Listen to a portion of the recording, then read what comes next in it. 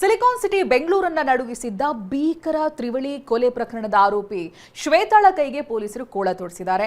ಹೆತ್ತ ತಂದೆ ತಾಯಿ ಹಾಗೆ ಒಡ ಹುಟ್ಟಿದ ತಂಗಿಯನ್ನ ರಕ್ತದ ಮಡುವಿನಲ್ಲಿ ತೇಲಿಸಿದ್ದ ರಕ್ಕಸಿಯ ಒಂದೊಂದೇ ಕರಾಳ ಪುಟಗಳು ಮುಖಗಳು ಪೊಲೀಸರ ಮುಂದೆ ಬಯಲಾಗ್ತಾ ಇದೆ.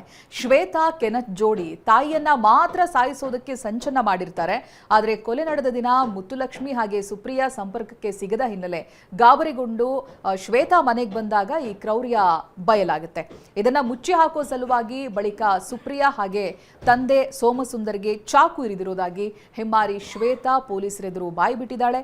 ಸದ್ಯ ಆರೋಪಿ ಶ್ವೇತಾಳನ್ನ ಬೆಂಗಳೂರಿನ 47ನೇ ಎಸಿಜೆಎಂ ಕೋರ್ಟ್ಗೆ ಹಾಜರುಪಡಿಸಿದ್ದಾರೆ ಪೊಲೀಸರು. 7 ದಿನಗಳ ಕಾಲ ಕಸ್ಟಡಿಗೆ ಪಡೆದಿದ್ದಾರೆ. 3 ಜನರನ್ನ ಕೊಲೆ ಮಾಡಿರುವಂತ ಶ್ವೇತಾ ಅನಂತರದಲ್ಲಿ ಪೊಲೀಸರು ಆಕೆಯನ್ನ ಬಂಧಿಸಿ ಕರ್ಕೊಂಡು ಬರ್ತಾರೆ.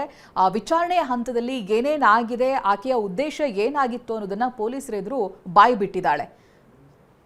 ಅಂದ್ರೆ ಒಬ್ಬರನ್ನ ಮಾತ್ರ ಕೊಲ್ಲೋದಕ್ಕೆ ಆಕೆ ಸ್ಕೆಚ್ ಹಾಕೊಂಡಿದ್ದು, ಅನಂತರ ಆಕೆಯ ಪ್ರಿಯಕರ ಕೂಡ ಅದಕ್ಕೆ ಜಾಯಿನ್ ಆಗಿದ್ದು, ಇದೆಲ್ಲವನ್ನ ತನಿಖೆ ಹಂತದಲ್ಲಿ ಆಕೆ ಪೊಲೀಸರೆದುರು ಬಾಯಿ ಬಿಟ್ಟಿದ್ದಾಳೆ.